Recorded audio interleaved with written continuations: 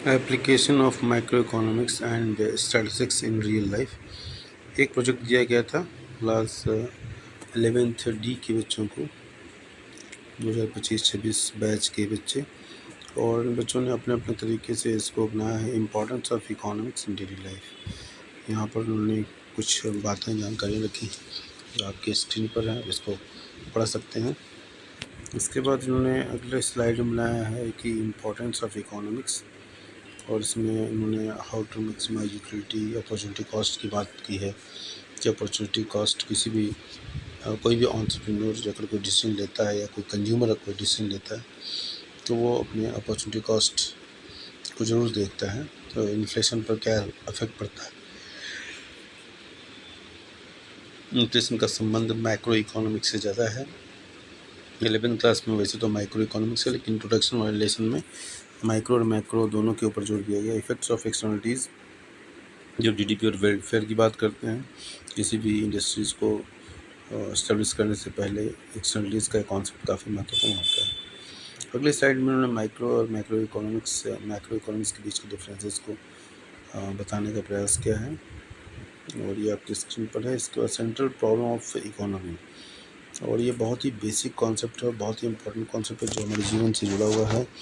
और ये केवल इकोनॉमिक्स की समस्या नहीं, घर परिवार हर जगह कुछ इश्यूज़ होते हैं जो कि सेंट्रल कोर इश्यूज़ होते हैं। तो इकोनॉमी के सामने जो कोर इश्यूज़ हैं वो क्या हैं, वो आपकी स्क्रीन पर है।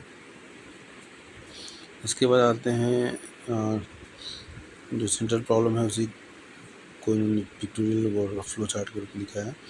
अब इसमें लॉ ऑफ डिमिनिशिंग का, जब कंज्यूमर बिहेवियर की बात करते हैं तो कंज्यूमर बिहेवियर का ये बहुत ही इंट्रोडक्टरी टॉपिक है।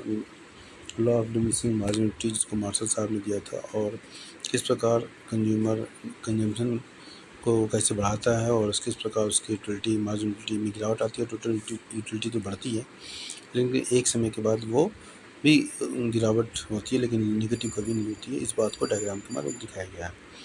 कंज्यूमर इक्विलिब्रियम की जो कॉन्सेप्ट्स हैं उसमें कार्डिनल और ऑर्डिनल यूटिलिटी अप्रोच दोनों होते हैं, और यहाँ पर ऑर्डिनल का जो अप्रोच है उसमें बजट लाइन और इंडिफरेंस कर्व के माध्यम से कंज्यूमर इक्विलिब्रियम को बताया जाता है, उसको यहाँ पर दर्शाने का प्रयास किया गया है। इंडिफरेंस कर्व मैप है जिसमें इंडिफरेंस कर्व की विशेषताओं के बारे में चर्चा की गई है।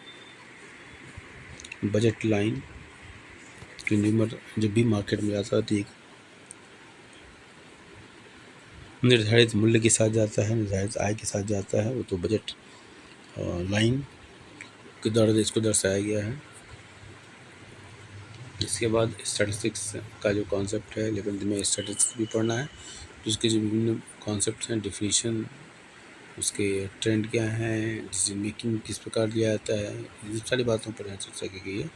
इसके बाद डाटा कलेक्शन, जब कलेक्शन, ऑर्गेनाइजेशन, एनालिसिस, इंटरप्रिटेशन और प्रेजेंटेशन, ये सारी बातें हैं।